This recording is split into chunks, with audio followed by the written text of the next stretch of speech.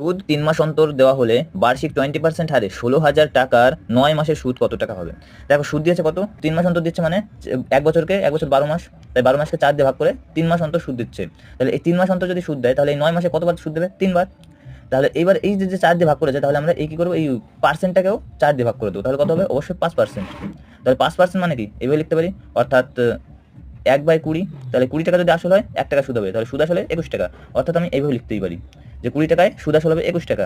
আর যেহেতু 3 বার সুদ দেবে তাহলে 3 বার লিখে নেবো, 20 টাকায় 21 টাকা, 20 টাকায় 21 টাকা।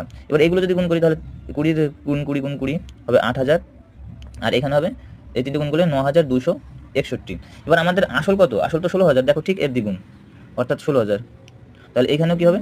এর দ্বিগুণ হয়ে যাবে, 18,522। তাহলে সুদ কত হচ্ছে? এটা থেকে এটা বিয়োগ করে দিলে পেয়ে যাবো 2,522, অর্থাৎ option C is the correct answer.